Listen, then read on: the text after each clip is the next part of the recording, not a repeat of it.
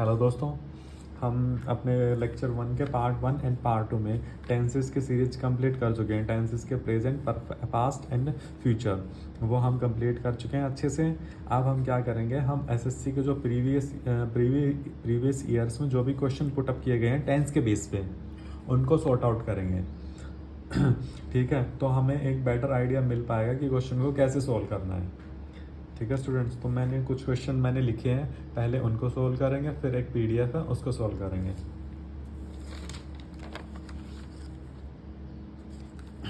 जैसे first question है, during my Goa tour I had visited beaches in Vasco, Baga and बकेटार। ठीक है, इस तरीके से क्वेश्चन पुटअप किए जाएंगे। जैसे एक जो भी टेंसेस के बेस पे जो भी होगा हेल्पिंग वर्ब और जो वर्ब होगी उसको अंडरलाइन किया जाएगा, तो हमको उसको रिप्लेस करना होगा। उसके लिए 4 ऑप्शन दिए जाएंगे। ठीक है, जो बेटर वन होगा उससे हमको उसको रिप्लेस करना होगा। ठीक है, तो जो पहला सेंटेंस है, ड्यूरिंग माई, जब मैं गोवा गया था तो मैंने विजिट किया बीचेस इन जो वास्को, बागा और वेगेटारम बीचेस को विजिट किया। ठीक है, तो यह हमारा एक पास्ट का टाइम है। पास्ट के टाइम के लिए हम पास्ट इंडेफिनेट टेंस का यूज कर रहे हैं, पास्ट इंडेफिनेट। ठीक है, तो फिर स्टूडेंट हमारा यहाँ पे यूज होगा I visited. I visited beaches in Vasco, Baga and Vagator. ठीक है, during my Goa tour. Then second question है, by the time Kavya will reach home I will have reached Kanpur. ठीक है, तो इस टेंस में क्या हो रहा है, दोनों मतलब फ्यूचर की बात चल रही है। जैसे इसकी पहले हम इसकी हिंदी बनाते हैं, जब तक काव्या घर पहुंचेगी मैं कानपुर पहुंच चुकी होंगी। मैं पहुंच चुका हूँगा। बाय द टाइम काव्या घर पहुंचेगी, जिस टाइम तक काव्या घर पहुंचेगी उस समय तक मैं कानपुर पहुंच चुका हूँगा। ठीक है, ये इसकी सेंस बन रही है। तो जब दोनों फ्यूचर टेंस के यूज होते हैं, ठीक है, और जैसे ये होता है कि ऐसा सेंटेंस बन रहा हो जिसमें 2 काम हो रहे हो और एक पहले हो रहा हो दूसरा बाद में हो रहा हो। ठीक है, तो ऐसे में क्या होता है, ठीक है, जो काम पहले हो चुका है उसमें हम यूज करते हैं future perfect tense. Future perfect tense में क्या होता है, विल हैव या शैल हैव हेल्पिंग वर्ब और वर्ब की थर्ड फॉर्म यूज होती है। ठीक है, और जो काम पहले कंप्लीट हो चुका है उसके लिए यूज कर रहे हैं फ्यूचर परफेक्ट टेंस, और जो बाद में हो रहा है उसके लिए यूज करेंगे प्रेजेंट इंडेफिनिट टेंस। ठीक है, तो इसमें क्या होगा, bye the time Kavya reaches home, ये विल रीच रॉन्ग है। बाय द टाइम जब तक काव्या घर पहुंचती है, ये सेंस बन जाएगी आई विल हैव रीच्ड कानपुर, मैं कानपुर पहुंच चुका होऊंगा। ठीक है, ये सेंस बनेगी इसकी। देन थर्ड वन है, the peoples have not yet learning to punctuate correctly. ठीक है, तो मैंने प्रेजेंट परफेक्ट टेंस में आपको बताया था कि इस तरीके के वर्ड होते हैं, जैसे कि येट, सो फार, रिसेंटली, ऑलरेडी, तो वहाँ पे यूज होता है प्रेजेंट परफेक्ट टेंस का। और प्रेजेंट परफेक्ट टेंस में हेल्पिंग वर्ब यूज होती है हैज और हैव, और वर्ब की थर्ड फॉर्म। यहाँ पे क्या हुआ है, आईएनजी यूज हुआ है, तो ये लर्निंग गलत है, यहाँ पे हो जाएगा लर्नड, क्योंकि लर्न की थर्ड फॉर्म होती है लर्नड। ठीक है, द प्यूपिल्स है, ये प्लूरल है इसलिए हैव का यूज हुआ है। The pupils have not yet learn to punctuate correctly, मतलब प्यूपिल्स ने अभी तक लर्न नहीं किया है क्या, पंक्चुएट करेक्टली, अच्छे से पंक्चुएट करना। ठीक है, देन फोर्थ वन हमारा है, the bus is now full of passenger it will leave soon.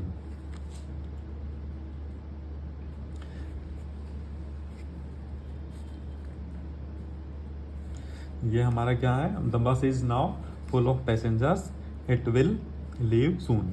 ठीक है, तो ये हमारा सेंटेंस क्या है, ये ठीक है एक तरीके से, एक ये भी ठीक है, और यहाँ पे हम ये भी यूज कर सकते हैं। पहले इसकी हिंदी बनाते हैं। अब बस जो है वो पैसेंजर से फुल है और ये अभी मतलब लीव करेगी, निकलेगी, जल्दी ही ये यहाँ से निकलेगी। ठीक है, एक तो ये बन गया इट विल लीव सून, ये भी ठीक है, बट अगर इससे भी ज़्यादा बेटर हमको बनाना है तो यहाँ पे आएगा it is going to leave. ठीक है, तो ये सेंस बन गई, ये अभी निकलने जा रही है। ठीक है, तो ये वाली सेंस ज़्यादा अच्छी बनी, बाकी ये भी ठीक है, it will leave soon, but अगर ऑप्शन में it is going to leave है तो यहाँ पे इज गोइंग टू हो जाएगा, it is going to leave soon. Going to leave soon, ठीक है। देन फिफ्थ है हमारा Siddharth want to become a football player. Siddharth football player बनना चाहता है, ठीक है। इसमें क्या गलती है, इसमें गलती है, ये हमारा प्रेजेंट इंडेफिनिट टेंस, और प्रेजेंट इंडेफिनिट टेंस में जो सिंगुलर नाउन होता है उसके साथ में वर्ब की फर्स्ट फॉर्म प्लस में एस या ई एस का यूज होता है। तो वांट के साथ में एस लगता है, तो यहाँ पे हो जाएगा wants. Siddharth wants to become a football player, okay. Then sixth one है the first meeting of the standing committee will be held next week.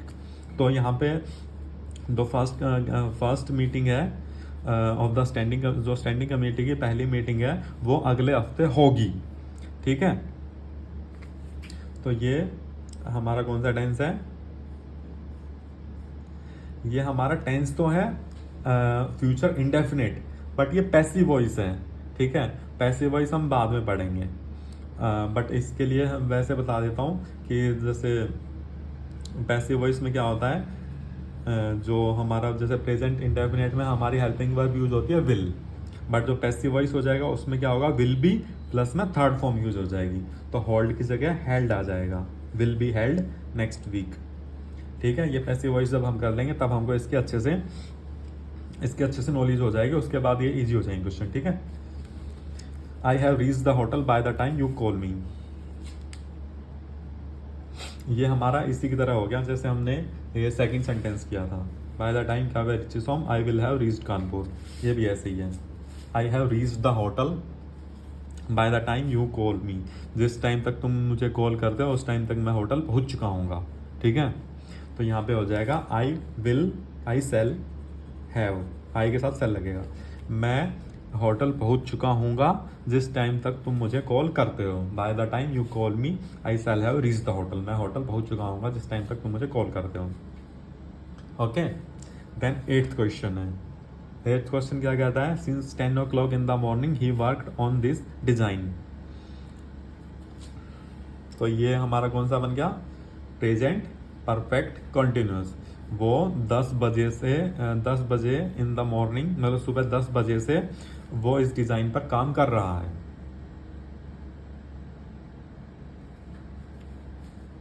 ठीक है। तो यहाँ पे हो जाएगा he since 10 o'clock in the morning he has been working on this design. तो work की जगह हमारा आ जाएगा हैज बीन वर्किंग, ठीक है। तो हम इनके हिंदी बना लेते हैं तो हमको ज़्यादा इजी लगता है ये सब करना, ठीक है।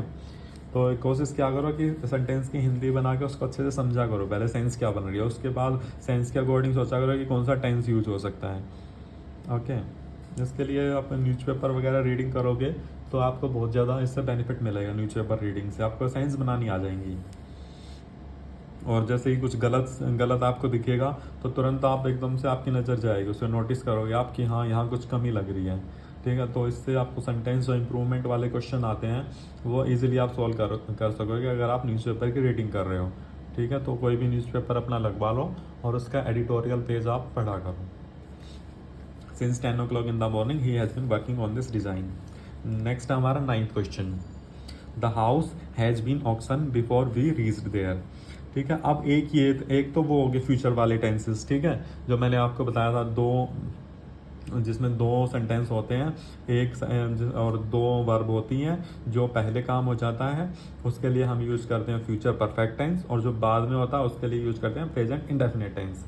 ऐसे ही पास्ट के लिए होता है, पास्ट में क्या होता है जैसे कि इसमें भी 2 वर्ब यूज हुई हैं, एक ये यूज हुई है और एक ये यूज हुई है, ठीक है, रीच्ड हुई है, और एक हैज़ बीन ऑक्शन्ड, ठीक है। तो इसमें क्या हुए हैं, पास्ट में 2 वर्ब हुए हैं, एक पहले हुआ है एक बाद में हुआ है। अगर ऐसा कोई सेंटेंस आता है जिसमें पास्ट में 2 काम हो रहे हो, एक पहले हो रहा हो और एक बाद में हो रहा हो, तो जो काम पहले हो गया है उसके लिए यूज होता है पास्ट परफेक्ट टेंस, और जो काम बाद में हो रहा है उसके लिए यूज होता है past indefinite tense.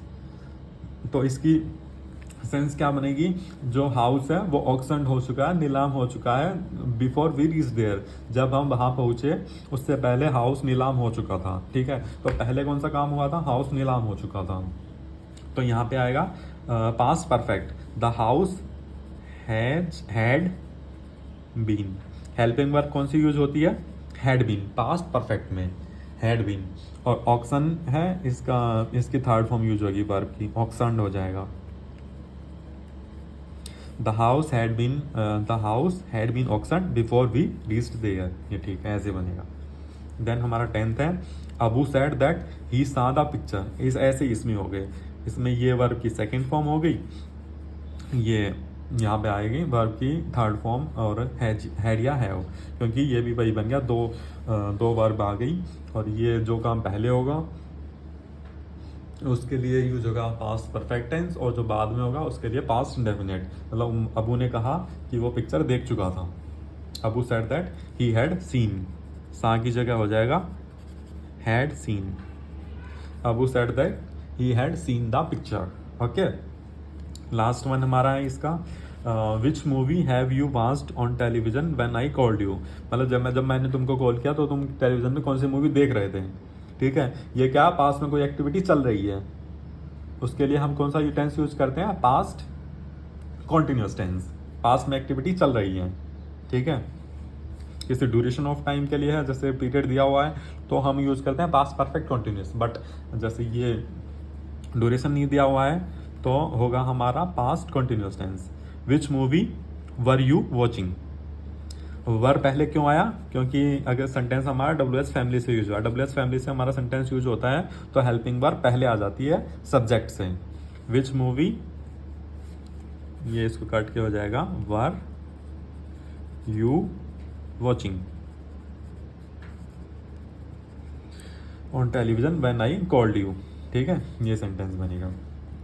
Which movie, verb पहले आ जाएगा, हेल्पिंग वर्ब होती है वाज वर्ब इसमें पास्ट कॉन्टिन्यूस में, और देन सब्जेक्ट आएगा, देन हमारा वर्ब की फर्स्ट फॉर्म प्लस आईएनजी आएगा, on television when I called you. Okay, ये हो गया। अभी कुछ क्वेश्चन है और है मेरे पास में टैब में, वो और करते हैं, उसके बाद ये लेक्चर खत्म। देखो ये एक मैंने PDF डाउनलोड की है, इसका और देखते हैं। फर्स्ट क्वेश्चन इसका है,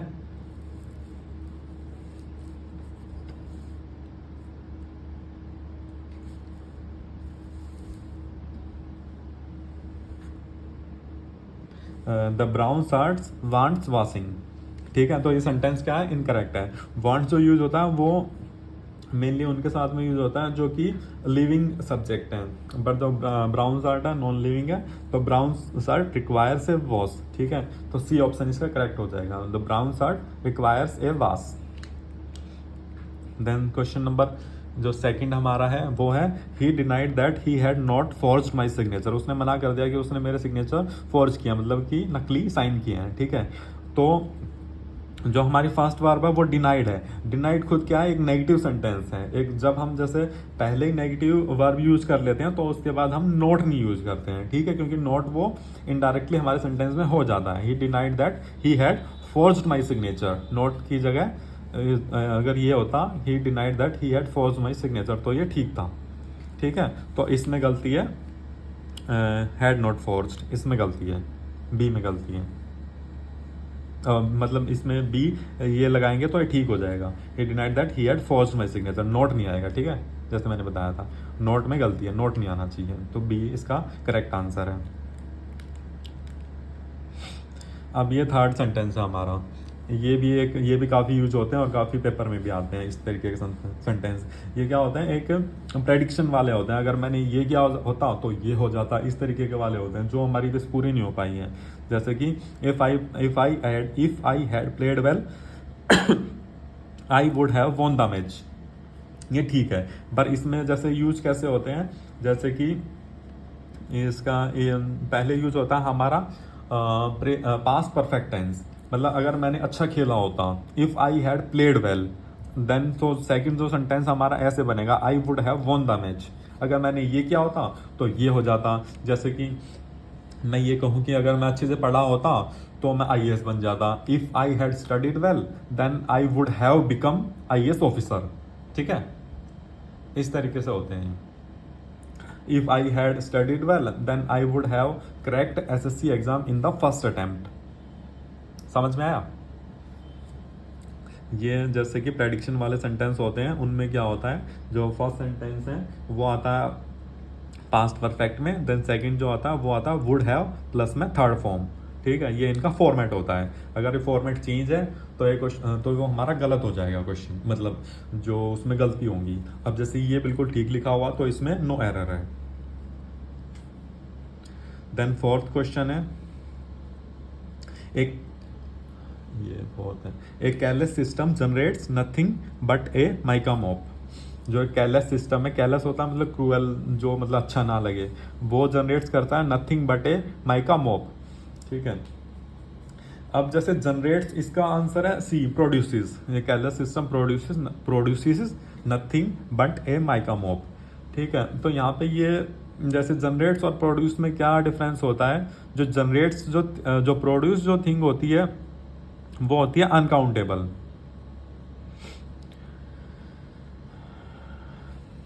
काउंटेबल होती है। जो प्रोड्यूस जो थिंग होती है वो होती है काउंटेबल। जैसे कि फार्म है, जैसे किसी के फील्ड है, खेत है, वहाँ पे पटेटो प्रोड्यूस होते हैं। ठीक है, या फिर वहाँ पे क्या होता है, शुगर केन प्रोड्यूस होता है, तो उस चीज़ को हम नाप सकते हैं। बट जो जनरेट होती है वो ऐसी चीज़ें होती हैं जो जिसको हम नाप नहीं कर सकते हैं, जैसे कि इलेक्ट्रिसिटी जनरेशन होती है। ठीक है, ये डिफरेंस होता है प्रोड्यूस और जनरेट्स में। प्रोड्यूस जो थिंग होती है वो नापी जा सकती है, मतलब नापने योग्य होती है, काउंटेबल होती है। बट जो जनरेट्स होती है वो अनकाउंटेबल थिंग्स होती हैं। ठीक है, जहाँ पे अनकाउंटेबल थिंग्स हो वहाँ पे जनरेट का यूज होगा, और जहाँ पे काउंटेबल हो वहाँ पे प्रोड्यूस का यूज होगा। जैसे इलेक्ट्रिसिटी की जनरेशन होगी, या फिर जैसे फार्म है, फील्ड है, वहाँ पे जैसे पोटैटो की प्रोडक्शन हो रही है, तो वो क्या हमारी काउंटेबल थिंग्स हैं। फिफ्थ है, 9/10 of the pillar have rooted away.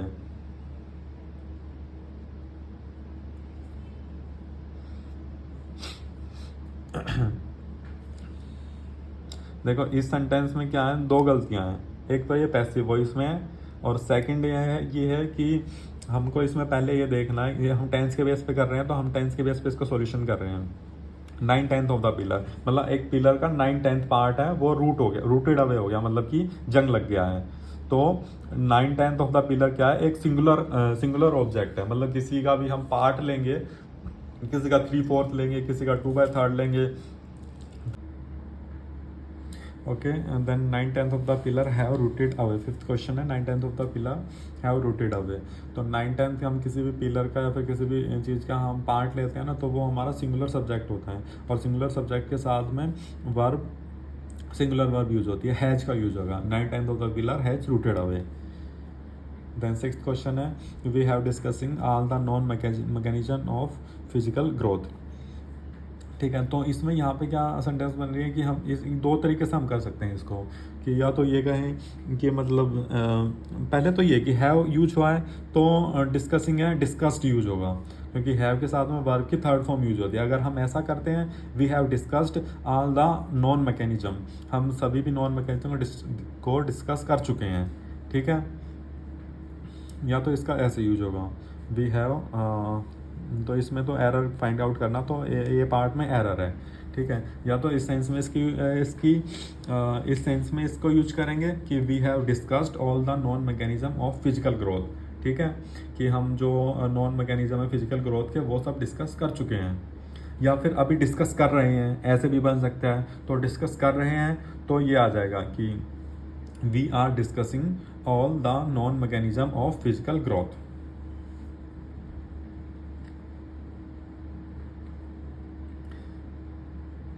Then हमारा थर्ड है, सेवंथ क्वेश्चन है, no sooner had the dividend been declare the notice were sent out. जैसे ही इनकी जैसे नो सूनर से, हार्डली से जो भी सेंटेंस शुरू होते हैं ना, उनकी सेंस ऐसे बनती है, जैसे ही डिविडेंड डिक्लेयर हुए, जो नोटिस है उसको भेज दिया गया। ठीक है, तो जो नो सूनर है कंजक्शन, उसके साथ में जो यूज होती है वो देन का यूज किया जाता है। ठीक है, नो सूनर के साथ में, सेवंथ क्वेश्चन में नो सूनर के साथ में जो यूज किया जाता है वो देन का यूज किया जाता है, बट इसमें किसी भी ऑप्शन में वो है नहीं। ठीक है, तो इसमें क्या है, हार्डली है, हार्डली भी यूज कर सकते हैं। जैसे hardly had the dividend been declare, then the notice were sent out. जैसे ही डिविडेंड को डिक्लेयर किया गया, नोटिस सेंड कर दिए गए, नोटिस भेज दिए गए। बट यहाँ पे देन THAN यूज किया गया, तो जो गलत है यहाँ पे देन यूज किया जाएगा THEN। हार्डली के साथ में जो हार्डली के साथ में व्हेन का यूज किया जाता है, देन का नहीं। नो सूनर है ना, अगर नो सूनर होता है यहाँ पे तो देन का यूज किया जा सकता, तो देन का यूज किया जाता है, ये वाला देन THAN। ठीक है, तो ये क्वेश्चन ही गलत है। तो इसमें या तो नो सूनर के साथ में यहाँ पे THAN का यूज किया जाएगा, या फिर हार्डली यूज कर रहे हैं हार्डली, तो यहाँ पे व्हेन का यूज किया जाएगा, WHEN। ठीक है। When we came out of the restaurant, it was 11:30. जैसे ही हम रेस्टोरेंट के बाहर आए, इट वाज 11:30। तो यहाँ पे केम आउट ये गलत है, ये कोई सेंस नहीं बन रही है। व्हेन वी केम आउट, जैसे ही हम जब हम रेस्टोरेंट के बाहर आए, जो टाइम था वो ये था। ठीक है, व्हेन वी केम आउट, तो यहाँ पे ये जो पास्ट इंडेफिनिट का यूज किया गया है, व्हेन वी केम आउट, तो इसमें एरर है। जो ये बी पार्ट हो गया, क्योंकि बी पार्ट इसको रिप्लेस कर रहा है। ठीक है, when we came out of the restaurant. 9th है, we had a grand party and we enjoyed very much. मतलब कि एक ग्रैंड पार्टी है जिसको हमने इंजॉय किया वेरी मच। तो यहाँ पे इसमें इंजॉय में गलती है। इंजॉय क्या है, एक रिफ्लेक्सिव वर्ब है। ठीक है, जैसे कि जब भी कोई रिफ्लेक्सिव वर्ब का यूज किया जाता है, तो उसके साथ में रिफ्लेक्सिव प्रोनाउन का भी यूज किया जाता है। जैसे कि वी के बाद में our self, we had a grand party and we enjoyed our self very much. यहाँ पे ही होता, he enjoyed himself very much. He had a grand party and he enjoyed himself very much. ठीक है, तो जो भी ये रिफ्लेक्सिव वर्ब होती हैं, इनके साथ में रिफ्लेक्सिव प्रोनाउन का भी यूज किया जाता है। कुछ रिफ्लेक्सिव वर्ब होती हैं, उनके बारे में हम पढ़ेंगे, जैसे कि जिनके साथ में रिफ्लेक्सिव प्रोनाउन का यूज किया जाता है। उनमें से एक तो यही है, इंजॉय। देन 10th क्वेश्चन हमारा, you shall have attended if the court had instructed you to do so. तो इसकी सेंस बनेगी कि तुमने अटेंड किया होता अगर कोर्ट ने तुमको आदेश दिया होता तो। ठीक है, तो ये वही वाला सेंटेंस बन गया कि अगर तुमने ये किया होता तो ये हो जाता। तो यहाँ पे क्या है, यहाँ पे if you had instructed, if the court had instructed you to do so, मतलब कोर्ट ने तुमको ये आदेश दिया होता। तो यहाँ पे पास्ट परफेक्ट का यूज हो गया है, तो यहाँ पे यूज होगा वुड हैव प्लस में थर्ड फॉर्म। तो इसका ऑप्शन है C, you would have attended if the court had instructed you to do so.